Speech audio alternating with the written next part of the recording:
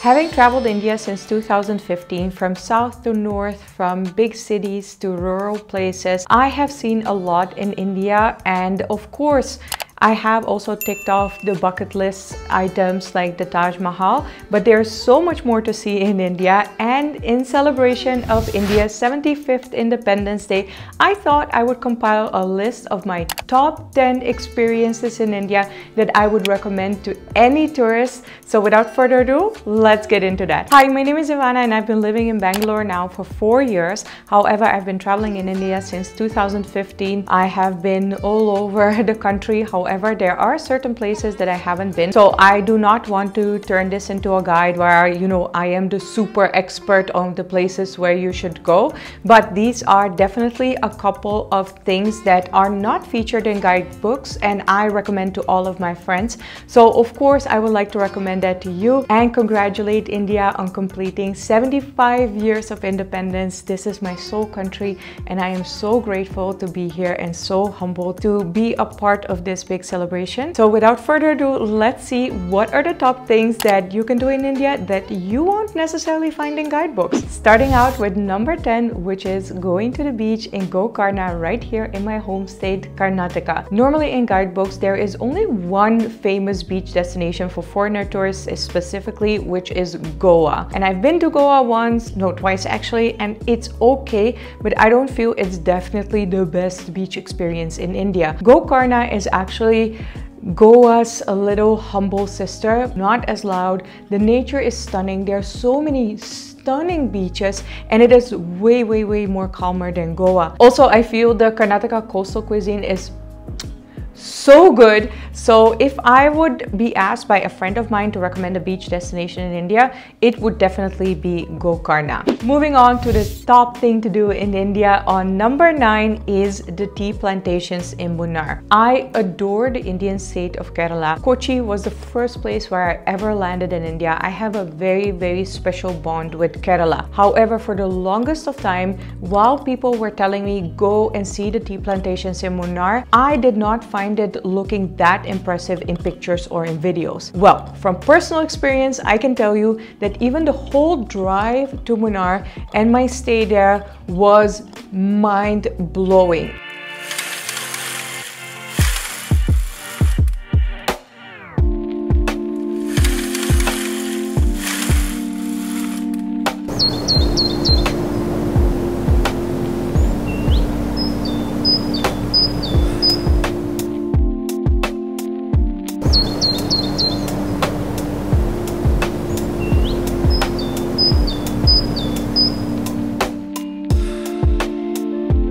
It was nothing like the pictures, it was nothing like the videos, because the vastness of the tea plantations and the views in Munnar is just mind-boggling. It is a beautiful natural area which is so calm, and actually the season is starting right now. So if you would like to go, this is the best time to go. I would say September, October, November, because the monsoon season has ended. It is so beautiful, so definitely put the tea plantations of Munnar on your bucket list and don't be as silly as me to wait for the longest of time to finally see this with your own eyes. On number 8 of India top things to do that I would recommend to my friends would be Hasta Shivappa in Udupi. I messed it up in the original video where I said that Hasta Shivappa is in Bangalore, which is also a favorite place of mine, but actually Hasta Shivappa is in Udupi. Again, the coastal area of Karnataka. It is mind-blowing. By now, you're probably wondering, Ivana, please explain what is Hasta Shivappa? Well, Hasta Shivappa is actually a dream born out of one man's obsession for the architecture of Indian homes. So what he did is actually go all across India and find original homes that are built in the style of that Indian state, completely deconstruct them, bring them back to a huge plot of land in Udupi and reconstruct them again, all to preserve the original architecture styles of Indian homes all across Indian states. In case you don't know, each and every state in India has their own culture, has their own food, even their own local languages, and it is very different all across the country. So to see homes compiled together on that huge plot of land from all across India, It is mind-blowing. Trust me, Hasta Shivappa also is one of those places that you definitely won't find in the usual top lists of things to do in India, but it is such a hidden gem, especially if you are into architecture and home decor. It is absolutely amazing and it should be on anybody's bucket list. Item number 7 of top things I would recommend for my friends to do in India is the Jaisalmer Desert Safari. Now this one you will find sometimes in the guidebooks, but it is definitely not as popular as the Golden Triangle of, you know, Delhi, Taj Mahal and Jaipur. Obviously I love Jaipur as well, but if you would like to try something very humbling, very grounding, then I would recommend the Jaisalmer Desert Safari to everybody. Of course, it is just mesmerizing to head into the Jaisalmer Desert with the camels, and I had the most amazing guide there. But what really impacted me is also, again, seeing the life of the locals. There was a gypsy village that I visited, and meeting those kids and seeing how they live, it was deeply, deeply humbling and actually made me crumble completely. Such a cliche Western tourist mental breakdown, and not because I feel sad for these children. They don't go to school, they grow up here, and they will probably be doing what their parents are doing. And actually why I'm having such a mental breakdown is because every time I come to India I see how little you need to be happy.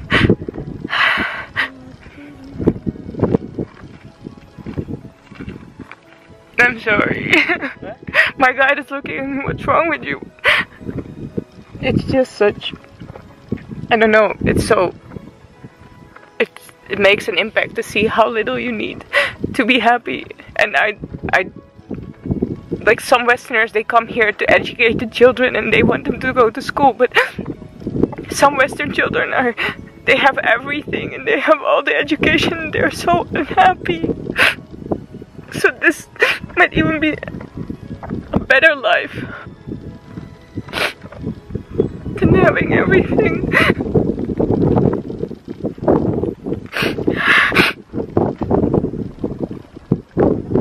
I'm sorry.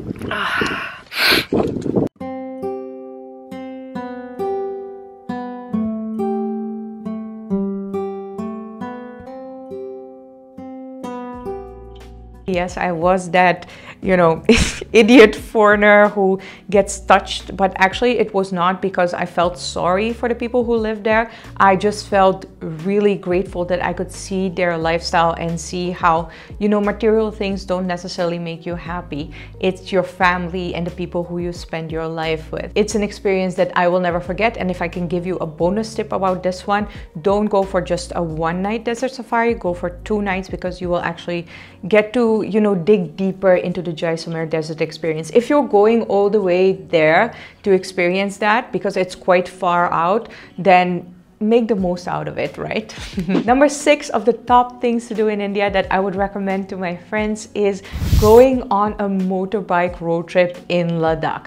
Now, don't get me wrong, this is no joke. You don't randomly get into this thinking like, oh, I can ride a motorbike, I can also ride a motorbike in Ladakh. No, those roadways are really, really treacherous. So I would always recommend you to go with a professional company who has more riders and who actually also has mechanics. So if your bike breaks down, you're at least in a group and there's somebody there to help you. However, this whole experience, I was there just as a pillion by luck, by chance. It's the most mesmerizing views. It is just so stunning, mesmerizing. Like there's no other word for it, mesmerizing, because you just go into a trance and soak up all the views around you. Just sitting on the bike, feeling the wind pass you by, it's different than sitting in a car. It's one of my most dearest memories in India, and I would again recommend it to anybody who is a little bit of a daredevil. I'm not that much of a daredevil, but yeah, this is not necessarily something that you would do if you were scared of motorbikes. But yeah, it's just beautiful if you do like a little bit of adventure. It's stunning. Oh my gosh. Now, heading into the top 5, there are certain things that you might find in guidebooks. However, I have included the most magical timings, which will give you a whole new perspective of the experience. Starting out with number 5, sunset at a Run of Kutch. Now, Run of Kutch, anyways should be on anybody's India bucket list. Like honestly, it is just again a magical place. It is a salt desert in Gujarat. It's just endless white that you see, and it is just beautiful. I heard from friends who actually went in monsoon that it is actually beautiful in monsoon as well, because the water starts reflecting the white and the sunset, which is the bonus tip that I'm going to give you. Go around sunset, because the magical orange yellow glow on the white is just, it's just next level. It just feels ethereal, it feels outer worldly, you feel like you are on the moon. Definitely a massive bucket list item checked off my list. Beautiful, beautiful. It is a little bit of a hassle to get there again, but my goodness, if you are willing to go the way, woo, sunset at Rann of Kutch is something that will absolutely blow your mind. Number 4, Gateway of India, obviously featured in the guidebooks. However, there are so few people who make it out there during sunrise. If my friend were about to go there, I would force them to go there during sunrise, because there is no better view than sunrise. Last time when my dad was here, I also dragged him out of bed to watch sunrise at Gateway of India. When I was there for the last time in Bombay with my photographer Neha, we also dragged ourselves out of bed to watch sunrise at Gateway of India. No matter how many times I see it, I'm always just completely awestruck. I have no words. I just want to sit there and I want to watch that big ball of fire go through all the different stages of lighting Gateway of India. I know I'm doing myself a huge disservice by sharing this information, because it will probably get a lot more crowded once I put this out there. However, if my friends would ask me what is the best way to see Gateway of India, I would force them to go during sunrise, because there's just no better time and no better view of Gateway of India in Mumbai. Number 3 is again a massive Indian monument, India Gate. Obviously, a lot of people make it out there when they visit Delhi. However, again, very few people make it out there during sunrise. And no, I'm not gonna tear up about this, but it is so beautiful. It is such a fairy tale. I don't even see this pictured properly in Bollywood movies. I don't know why, because that big ball of fire behind India Gate, it's just next level, and it actually moves through different phases, because you can see it rising on this side. Actually, it depends on the time of the year when you are there. I wouldn't do this in monsoon season, because probably it will be way too cloudy and you won't get a good sunrise. However, if you are there, for instance, in December, I would say January, February, then it should be good. Probably in the summer months also, April, May, June, it should also be good. You should get a clear sunrise. That big ball of fire rising on this side and then moving through India Gate, and then on the other side, I can't. It's it's magical. There's no other word for it. It's just magical. So yeah, that would be definitely a top tip about a top place to see in India that I would give one of my friends. Moving on into number 2, almost there, almost at the most amazing thing that I would recommend to my friends to do in India. But first, let's do number 2, and that is actually sunset at Nako Lake. Nako is a very, very small village in Himachal Pradesh.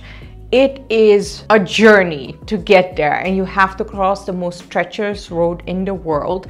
So the road trip there will take you at least 2 days. At one point you will lose reception, because there is no reception in the mountains.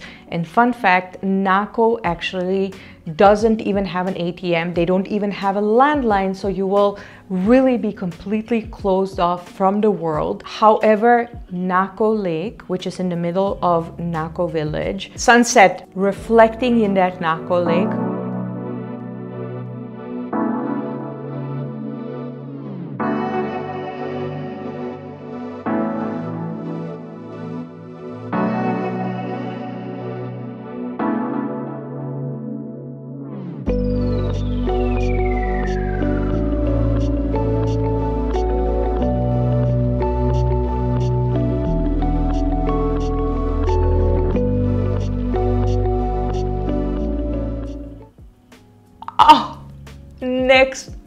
level fairy tale, Disney movie material. Whew, there are very few beautiful things that I have seen that might compete with Nako Lake sunset, because it's just that stunning. And if you want to see it in the best possible way, you will go during fall, which is now September, October, November. Actually, it already starts to snow. So September, October, plan for it. The road trip there actually is already so amusing. It is a journey on its own. But yeah, sunset on Nako Lake, very few things are more magical than that in India, so definitely put that on your bucket list. All right, small interruption before we get to number one on this list, because I realized I left out a couple of very important places. Hence, I decided to make it into an India top places to visit checklist, which you can download through the link in the description. It will be a PDF file. It is super easy, so head over there if you want the complete list. Without further ado, we have made it